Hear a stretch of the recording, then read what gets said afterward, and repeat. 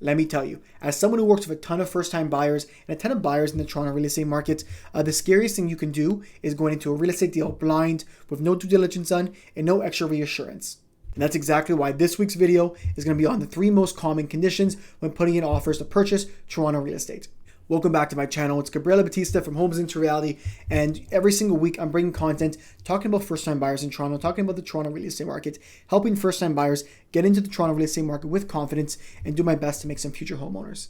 If you're new here, stay a while, listen to some stuff. I got a ton of other videos about the real estate market, and if you like what you see, comment, subscribe, like, come back for more. I'm posting consistently, helping these first-time buyers. And also look at my Instagram. We post weekly content on both platforms to help first-time buyers in the market. Now, enough of me. Let's talk about what you guys came here for when it comes to real estate conditions in Toronto.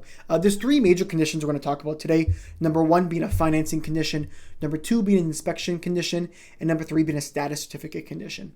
The first thing we're talking about is a financing condition. In short, a financing condition is there to give you a period of time, anywhere between, let's say, 3 to 5 days, sometimes more, sometimes less. And that condition is there to make sure that you're able to get funding for that property. Most people are going to be getting a mortgage on their real estate purchases to make sure that the property appraises properly, making sure your lender is satisfied with the real estate that you're buying, and making sure that they're able to give you the financing needed to purchase this property. And why this condition is number 1 is because I think it's the most important condition. Most of the time, really being it's the most commonly used condition.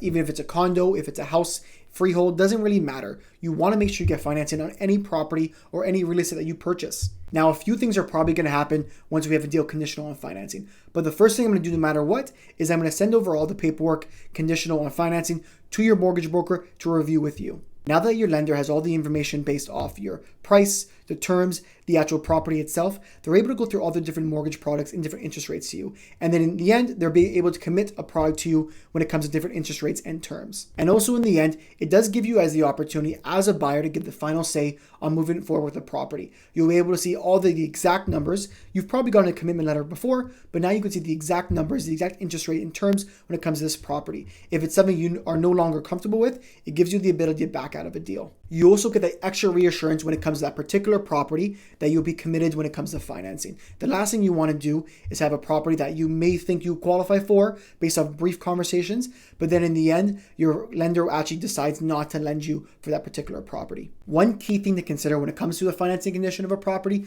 you have the opportunity to at least start the process of having an appraisal done on the property. And why the appraisal is so important, you want to make sure that the bank is willing to fund your entire purchase and not just a portion of the purchase. If the property appraises low, it may be difficult for you to close on financing of that condition. So once this condition goes through, you're going to have the confidence, number 1, that obviously the terms and the payment is something that you're comfortable with and something you're able to move forward with. Secondly, that the appraisal is going to go through, that make sure they're going to actually appraise properly and they're going to fund the entire purchase of your property, not just a portion of it. And then lastly, the actual commitment from the lender. You're going to know with full confidence after this financing condition is done that you're going to have the ability to close on this property when it comes to the actual financing of it. What's something I really love to do when it comes to a financing condition or the financing situation as a whole is I like to get a lot of this due diligence done prior to putting in any offers. Let's say we're looking at 123 Main Street. I'll send that property over to the mortgage broker and they'll be able to do a lot of the due diligence ahead of time. So even before putting an offer on the property, most clients will actually get an extra reassurance or an extra confidence from their mortgage broker if they'll be able to qualify for this property or not. Okay, money talk's over. On to the next condition. We're going to go over the inspection condition next. And your inspection condition is exactly what it sounds like. It's an opportunity to go through the entire house with a home inspector and inspect the property in a little bit more detail. It's really tough to actually get a good sense of a property by walking in 15 minutes in, 15 minutes out. So by taking an hour or taking half an hour to bring in a professional who knows their stuff when it comes to conditions of homes is really huge for getting the extra due diligence and the extra confidence when it comes to buying your next home. A really good home inspector should be able to do a bunch of things for you. They should be able to write you a full report based off of the exterior, the interior, your windows, your main appliances, and much, much more. They're going to go through all these different aspects of the house one by one and be able to write you a report based off of that. A really good home inspector will give you the deficiencies, give you the really major problems and the really minor problems. And the one thing I'll say is no property is perfect. And it's honestly not a bad thing. When it comes to properties, a good home inspector will be able to differentiate when it comes to minor cosmetic things or minor just overall issues of inefficiency of the house versus major deficiencies of a house. A good home inspector won't blend them all together. They'll be able to separate that, give you a decent idea of what the cost is to replace that. So even if you go through a home inspection and there's a couple minor things, he might be able to give you a decent budget. Say, you know what, we can go ahead with this deal, but at that point, we're going to have to budget $5,000 for this, $4,000 for that, $10,000 for this. You're going to get much more of a cost reassurance of moving into a house where you know the deficiencies and things you have to improve on when it comes to time of the house. And the other thing to consider too, if there's major deficiency in the house, let's say the roof has to be replaced within 2 years, it could be something you can negotiate with the seller. You could say, you know what, we'll take the property, but based off of the current asking price, it doesn't make sense. Maybe we adjust the asking price or the sold price in the end by $5,000. There's things you could do to negotiate the price further when it comes to those major deficiencies on a house that you weren't aware of in the past. But yes, the home inspection is super important. You know, having the extra reassurance, the extra time to do due diligence, and actually seeing the property a second time with an inspector is huge. Especially when we're looking at a property initially, there are many times where we'll walk through a property and we'll miss a lot of key things. And you know, let's say a property is staged, it's impossible to get a full 180 view or 360 view of a property when you're going through that initial showing. So I always recommend an inspection clause. If an inspection clause cannot be in there or for some reason they won't take an inspection clause, get a home inspection done prior to an offer. Similar to the financing condition, this stuff can be done prior. There is a bit of a cost commitment of hiring an inspector for those couple hours, but there's nothing wrong of getting an inspection done before you put in an offer if the seller allows. And most sellers, they will allow. They want to get the house sold with a firm deal. So there's no problem getting an inspection done prior when it comes to having an inspection clause in there.